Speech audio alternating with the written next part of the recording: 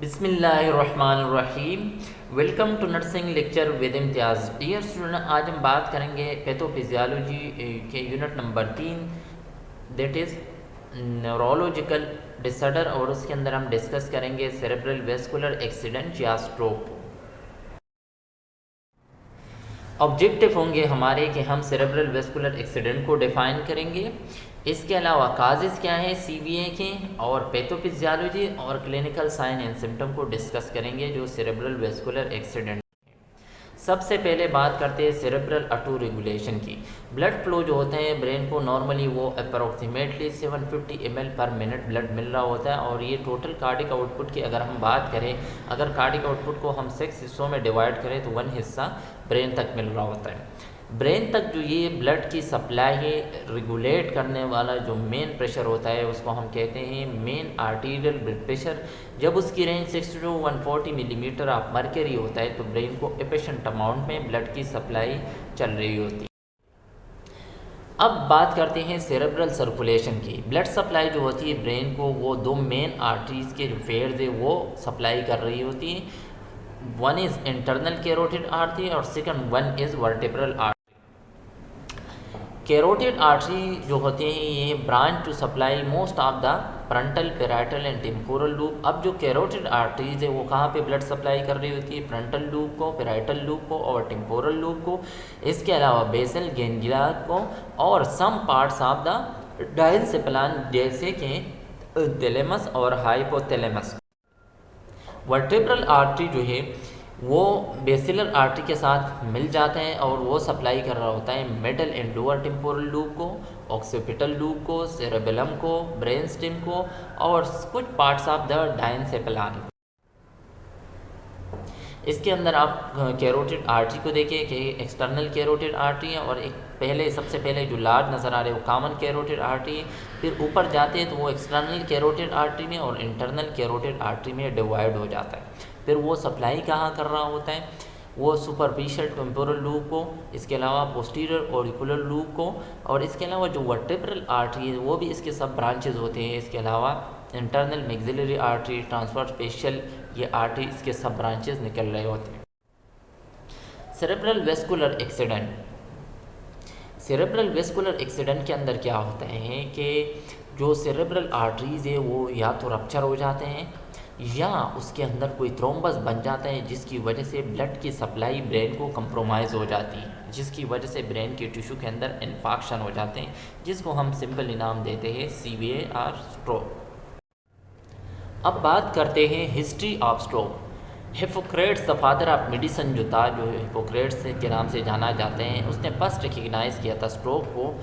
At this time stroke was called apoplexy. उस time पे stroke का जो नाम था उसको एपोप्लेक्सी कहा जाता था, जिसका ग्रीक जो ज़बान है उसके अंदर उसकी मीनिंग थी स्ट्रक डाउन बाय वायलेंस। इसके अलावा person develop sudden paralysis and change in well being, और उस टाइम पे ये कहा जाता था कि स्ट्रोक के अंदर क्या हो जाते हैं, जो पर्सन होता है इंडिविजुअल सडनली पैरालाइज हो जाते हैं और इसके अलावा जो उसकी सेहत है वो ख़राब हो जाती है। सेरेब्रल वेस्कुलर एक्सीडेंट इसको हम स्ट्रोक भी कहते हैं, इसको हम ब्रेन अटैक भी कहते हैं, इसको हम लॉस ऑफ ब्रेन फंक्शन भी कहते हैं अगर वो ज़्यादा मोर देन 24 हॉर्स हों। इसके अलावा इस्कीमिया हम कहते हैं कि इनएडिक्वेट ब्लड फ्लो जब ब्रेन को हो रही होती है तब भी स्ट्रोक या ब्रेन अटैक हो जाता है। ब्रेन अटैक कब होता है? जब ब्रेन के अंदर इस्कीमिया हो जाती है या ब्रेन के किसी पार्ट के अंदर इस्कीमिया हो जाते हैं और जिसके रिजल्ट में ब्रेन के सेल की डेथ हो जाती है, उसको हम कहते हैं कि cerebral vascular accident, brain attack. और स्ट्रोक जो है ये is the syndrome of actual focal neurological deficit. Means के स्ट्रोक जो है वो हमारे पास एक सिंड्रोम है और ये असल में क्या होता है कि लोकल न्यूरोलॉजिकल डिस्फंक्शन हो जाती है, ख़राबी आ जाती है from vascular disorder, blood vessel के डिसऑर्डर की वजह से, जिसकी वजह से ब्रेन के टिश्यू इंजर्ड। रिस्क फैक्टर की अगर हम बात करते हैं जो नॉन मॉडिफाइबल हो, जिसके अंदर हम कोई मॉडिफिकेशन नहीं कर सकते, जिसको हम चेंज नहीं कर सकते, वो एज है, सेक्स है, रेस है और हेरिडिटी है। अब मोडिफाइबल रिस्क फैक्टर कौन से? ओबेसिटी है। इसके लिए हम डाइट और एक्सरसाइज अगर करते हैं तो ओबेसिटी कम हो जाएगी। इसके अलावा हाइपरटेंशन को हम कंट्रोल कर सकते हैं, यानी ये भी मोडिफाइबल है। स्मोकिंग को अगर हम अवॉइड करते हैं तो ये मोडिफाइबल रिस्क फैक्टर है। इसके अलावा हेवी अल्कोहल कंजम्पशन, हाइपर कोगुलेबिलिटी अगर किसी डिजीज़ है, या अगर पेशेंट को हाइपर लिपिडीमिया है तो वो मोडिफाइबल है। डायबिटीज़ मेलाइटिस है, एट्रियल फिब्रिलेशन है, oral contraceptive, physical inactivity, sickle cell disease और कोकेन का इस्तेमाल है। तो these are the factor which can be easily modified. Types की बात करते हैं सीवीए की। सीवीए के मेनली 2 टाइप्स होते हैं। एक को हम कहते हैं इस्केमिक स्ट्रोक यानी इस्केमिक सीवीए, और दूसरे को हम कहते हैं हेमोरेजिक स्ट्रोक या हेमोरेजिक सीवीए। जो लेस कॉमन काज है, जो लेस कॉमन होता है इन 2 टाइप्स के अंदर, वो हेमोरेजिक स्ट्रोक होता है। और इसके अंदर क्या होता है कि bleeding into the brain tissue, brain के अंदर ब्लीडिंग हो जाती है। This type of stroke is usually from a blood vessel rupture. ये क्यों हो जाते हैं? ब्रेन के अंदर ब्लीडिंग कैसी हो जाती है? ब्रेन के अंदर जो ब्लड वेसल्स होते हैं वो रप्चर हो जाते हैं, और इसके अंडरलाइंग काज हाइपरटेंशन होती है, इन्यूरिज्म होती है, या आर्टरी और वेन के अंदर कोई ख़राबी आती है, यानी आर्टरी और वेनस मालफॉर्मेशन, या अगर किसी को हेड इंजरी हो जाती है, या ब्लड वेसल के अंदर डिस्केरियासिस आ जाती है। तो ये सारे फैक्टर क्या कर रहे होते हैं? Leads to the rupture of blood vessel in the brain and that cause bleeding or hemorrhage in the brain, which is called hemorrhagic stroke. अब इस्केमिक स्ट्रोक की बात करते हैं। इस्केमिक स्ट्रोक जो होता है caused by interruption of blood flow in the cerebral vessel, यानी blood vessel के अंदर जो सेरेब्रल ब्लड वेसल है उसकी जो ब्लड फ्लो है उसके अंदर इंटरप्शन आ जाती है, एबनॉर्मलिटीज़ आ जाती है। मोस्ट कॉमन जो टाइप्स है स्ट्रोक की वो इस्केमिक स्ट्रोक है। 70 to 80% जितने लोगों के स्ट्रोक के केसेस आ जाते हैं वो इस्केमिक स्ट्रोक वाले होते हैं। और ये कब होता है? जब सेरेब्रल वेसल्स के अंदर कोई ऑब्स्ट्रक्शन आ जाती है, आइदर बाय थ्रोम्बोसिस और emboli. Types of ischemic stroke. Ischemic stroke की अगर हम टाइप्स की बात करते हैं तो एक को हम नाम देते हैं इस्केमिक नुम्ब्रा इन इवॉल्विंग स्ट्रोक। इसके अंदर क्या होता है? This is usually a central core of dead और डाइंग सेल। इसके अंदर क्या होता है कि जो मेन अंडरलाइंग रीज़न होती है वो डाइंग सेल्स होते हैं, surround by an ischemic band और area minimally perfuse cell called the penumbra. जिसके अंदर क्या होता है कि जो इस्कीमिक टिश्यू या जो इस्कीमिया वाला प्रोसेस चल रहा होता है उसके सराउंड में जो टिश्यू होते हैं उसको लेस ब्लड की सप्लाई चल रही होती है, जिसको हम नाम देते हैं पेनोम्ब्रा। ब्रेन के जो सेल है जो जिनको हम पेनोम्ब्रा कहते हैं, रिसीविंग मार्जिनल ब्लड फ्लो, वो कम से कम ब्लड रिसीव कर रहा होता है in their metabolic activity are impair. जिस कम ब्लड रिसीव होने की वजह से उसकी जो मेटाबॉलिक एक्टिविटी है, जो सेल के नॉर्मल फंक्शन होते हैं, वो ख़राब हो जाते हैं। इसके अंदर आप लोग देखिए नेमोम्ब्रा टिश्यू एट्रेस मीन्स कि जहाँ पे ब्लड वेसल के अंदर क्लोट आए हैं उसके नियर बाई जितने भी ब्लड के ब्रेन के सेल्स है वो ज़्यादा रिस्क पे होते हैं, उनको ब्लड की सप्लाई डिक्रीज़ हो जाती है, जिसकी वजह से उनकी एक्टिविटी ख़राब हो जाती है। अब next most common transient ischemic attack. Transient ischemic attack के जो कैरेक्टरिस्टिक होते हैं, इसके अंदर फोकल यानी लोकल इस्कीमिया हो जाती है और ये सेरेब्रल न्यूरोलॉजिकल ख़राबी की वजह से होती है। कितनी देर तक रहती है? ये 24 हॉर्स से कम होती है, या usually less than 1 to 2 horse, या 1 से 2 हॉर्स से भी कम होता है। TIA इक्वल टू होता है कि इसको हम कहते हैं कि ब्रेन के अंदर एंजाइना हुआ है, इसको हम कहते हैं mini stroke. It is known as mini stroke. ये क्या रिफ्लेक्शन दे रहा होता है कि फोकल सेरेब्रल ब्लड फ्लो के अंदर कोई ना कोई एबनॉर्मलिटीज़ है, ख़राबी है, टेम्प्रेरी डिस्टर्बेंस आई है। काजेज़ इसकी क्या हैं? Atherosclerotic disease of the cerebral blood vessel, यानी अगर सेरेब्रल ब्लड वेसल के अंदर एथेरोस्क्लेरोसिस हो जाते हैं, हार्डनिंग हो जाती है, या कोई एम्बोलाई या थ्रोम्बस की फॉर्मेशन हो जाती है cerebral vessels. Large vessel thrombotic stroke की अगर हम बात करते हैं तो लार्ज वेसल थ्रोम्बोटिक स्ट्रोक क्या होता है? मोस्ट कॉमन काज जो होता है इस्कीमिक स्ट्रोक का, वो लार्ज वेसल थ्रोम्बोटिक स्ट्रोक होता है, usually occurring in atherosclerotic blood vessel. और ये वहाँ पे होता है जहाँ पे पहले से ब्लड वेसल के अंदर एथेरोस्क्लेरोसिस वाला प्रोसेस चल रहा होता है। In the cerebral circulation, atherosclerosis plaque are found most commonly at arterial bifurcation. अब cerebral circulation के अंदर अगर हम बात करते हैं तो एथेरोस्क्लेरोसिस जो प्लग बना हुआ होता है वो उसी पार्ट्स पे होते हैं जहाँ पे आर्टरी दो में डिवाइड हो जाते हैं, यानी आर्टियल बाइफर्केशन मीन्स कि जहाँ पे आर्टरी के दो हिस्से हो जाते हैं। कॉमन जो साइट है फ्लग फॉर्मेशन की वो लार्ज वेसल के जो ब्रेन होते हैं उसके अंदर इंटरनल कैरोटिड आर्टरी है, वर्टेब्रल आर्टरी है। इसके अलावा जो जंक्शन है बेसिलर और वर्टेब्रल आर्टरी है वहाँ पे एथेरोस्क्लेरोटिक प्लग बनने के ज़्यादा चांसेस होते हैं। Cerebral infarction can result from an acute local thrombosis and occlusion at the site of chronic atherosclerosis. ये भी हो सकता है कि cerebral infarction यानी CVA जो एक्चुअल या लोकल थ्रोम्बोसिस है या जिसने आर्टरी को ब्लॉक किया हुआ है और वहाँ पे क्रोनिकली एथेरोस्क्लेरोसिस वाला प्रोसेस होता है, तो वहाँ पर भी एपेक्स पॉइंट पे भी सेरेब्रल आर्टरी ब्लॉक हो सकती है। यूजुअली थ्रोम्बोटिक स्ट्रोक जो होता है ये हमें कौन से लोगों के अंदर नज़र आते हैं? ओल्डर लोगों के अंदर।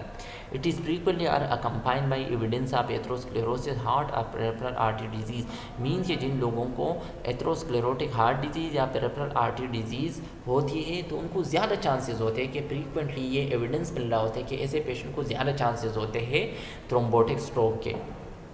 These impact upon effect the cortex causing aphasia. अब इस अगर सेरेब्रल इन्फेक्शन हो और जिसके अंदर लार्जर आर्टरी इन्वॉल्व हो तो वहाँ पे हमें कौन से साइन मिलते हैं? Aphasia, difficulty in speech, visual field defect आ जाते हैं और इसके अलावा ट्रांजिएंट मोनोऑकुलर ब्लाइंडनेस जिसको हम कहते हैं हेमायूरोसिस पेगस, मीन के एक साइड के ऊपर या एक आईज के अंदर ब्लाइंडनेस आ जाती है।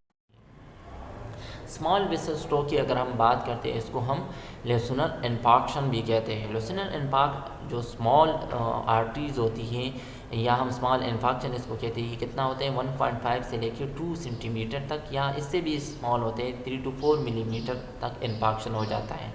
ये कहाँ पे ये इन्फार्क्शन होता है? Deeper tissue non cortical parts of the brain के अंदर या ब्रेन स्टेम के अंदर।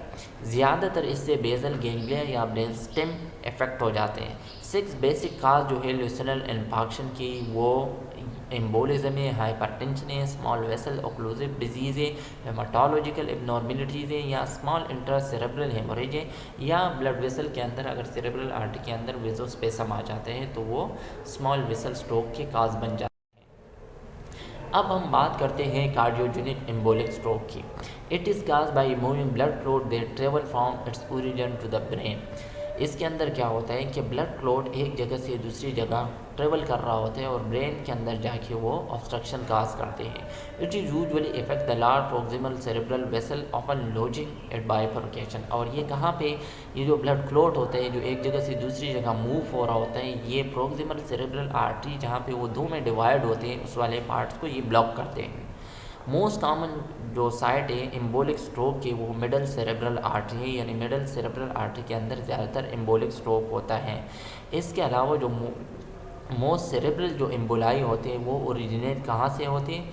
वो ओरिजिनेट होता है from thrombus in the left heart, यानी लेफ्ट हार्ट के अंदर अगर थ्रोम्बस हो जाते हैं तो वो ब्रेन के अंदर जाते हैं और ब्रेन के सेरेब्रल आर्टरी को स्पेशली मिडल सेरेब्रल आर्टरी को वो ब्लॉक करते हैं। इसके अलावा ये जो एथेरोस्क्लेरोटिक प्लग है ये कैरोटिड आर्टरी से भी डेवलप हो सकता है, यानी वहाँ से भी इजी सेपरेट हो सकता है। एम्बुलेंस ट्रेवल कर रहा होता है ब्रेन के टिश्यू के अंदर बड़ी तेज़ी के साथ और ये स्मॉलर आर्टरीज को ब्लॉक करते हैं जिसकी वजह से ब्लड की सप्लाई वहाँ से पास नहीं होती, विच रिजल्टिंग कार्डियोजेनिक एम्बोलिक स्ट्रोक। अब बात करते हैं हेमोरेजिक स्ट्रोक की। हेमोरेजिक स्ट्रोक जो है फ्रीक्वेंटली ये पेटल स्ट्रोक होता है is a spontaneous haemorrhage into the brain substance, यानी ब्रेन टिश्यू के अंदर खुद ब खुद ब्लीडिंग स्टार्ट हो जाती है। मसला क्या ख़राबी क्या आ जाती है कि ब्लड वेसल जो है वो रप्चर हो जाते हैं जिसकी वजह से ब्रेन के टिश्यू के अंदर ब्लीडिंग हो जाती है।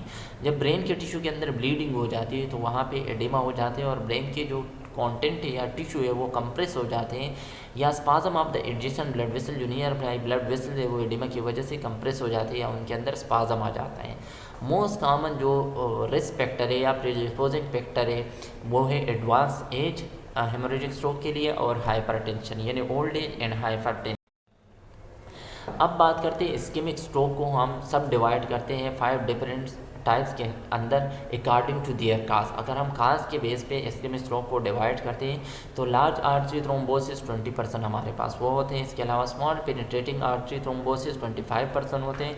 कार्डियोजेनिक एम्बोलिक स्ट्रोक हमारे पास 20% होते हैं। क्रिप्टोजेनिक 30% होते हैं और जो अदर हैं वो 5% होता है।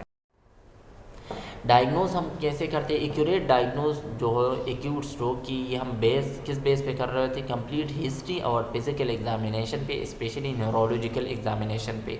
केयरफुल हिस्ट्री के अंदर हम क्या चीज़ें डॉक्यूमेंट कर रहे होते हैं? प्रीवियस हिस्ट्री अगर TIA क्यों हो, टाइम ऑफ ऑनसेट और पैटर्न क्या था सिम्टम की प्रोग्रेशन की, और इसके अलावा स्पेसिफिक फोकल सिम्टम कौन से थे, यानी पेशेंट के अंदर कौन कौन से क्लिनिकल साइन थे। सीटी स्कैन हम करते हैं हेमोरेजिक स्ट्रोक के लिए, एमआरआई है, डायग्नोस्टिक टेस्ट हम करते हैं, मैग्नेटिक रेजोनेंस एंजियोग्राफी हम करते हैं वेस्कुलर लीजन को फाइंड आउट करने के लिए। इसके अलावा पॉजिटिव इमेजन टोमोग्राफी हम करते हैं, सिंगल फोटोन इमेजन को कंप्यूटर टोमोग्राफी हम करते हैं। तो इससे हमें डायग्नोज हो जाता है कि पेशेंट को सेरेब्रल आर्टरी के अंदर या तो रप्चर है या न्यूरिज्म है या एम्बोलस है या थ्रोम्बस है या ब्लीडिंग हुई ब्रेन के अंदर।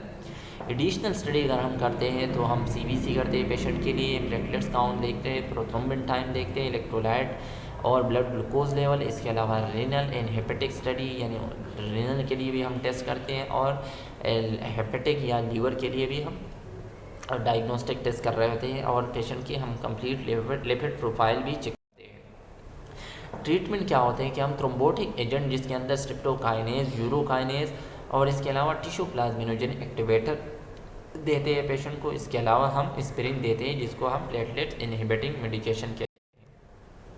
Thank you for watching this.